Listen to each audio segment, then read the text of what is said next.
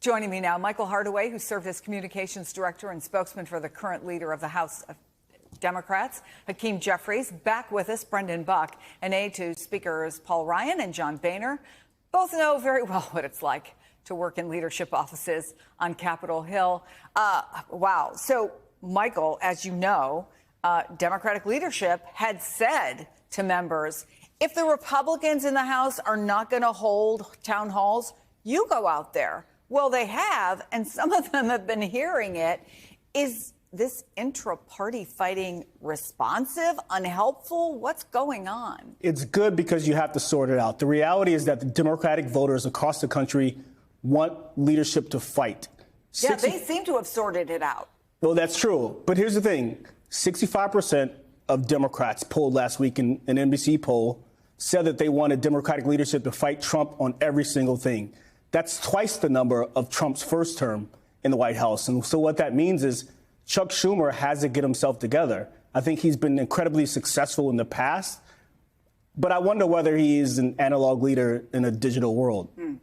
Well, Brendan, Republicans have been through this process. You know it well. Right now, the House GOP has trouble agreeing on just about anything. Are there lessons, though, for Hakeem Jeffries and especially Chuck Schumer right now?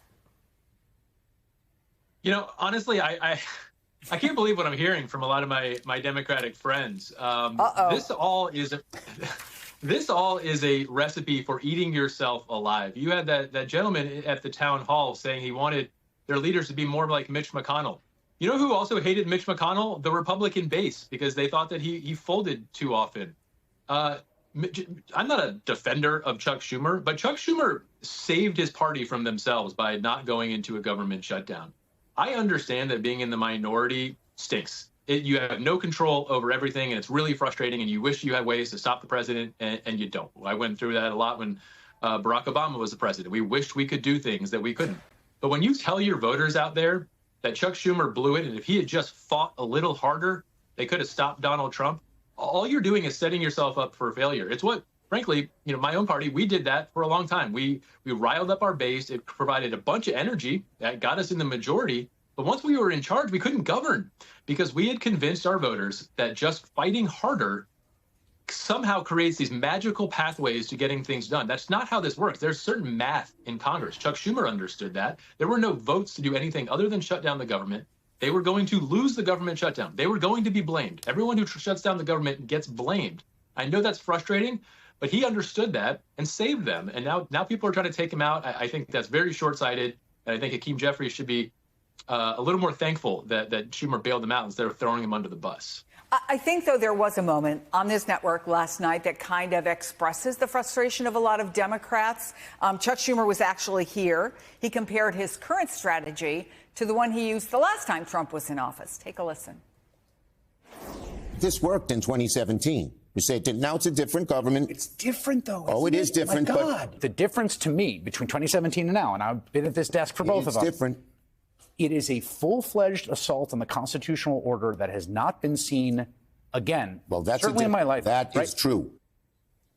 I mean, that's how they see it, right, Brendan? The Democrats, many of them, not unilaterally, but they believe that their leadership is using an outdated playbook to fight for a problem that they see very much as Trump 2.0. I guess I would just like some people, including Chris, to define what fight means. The options before Chuck Schumer were to allow the bill to go forward, a simple continuing resolution to fund the government, or go into a shutdown and try to wage a public relations battle in a shutdown. I think that was a losing battle. And so I understand, let's fight harder. Great. What does that mean?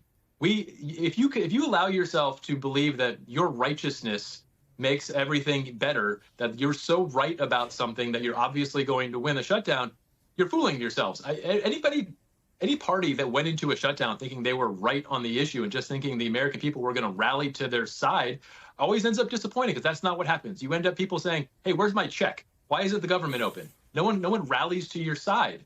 And Chuck Schumer himself has done this. He actually triggered a shutdown in 2014, I believe, over Dreamers. It lasted about 4 days until he got his face kicked in politically, and he folded.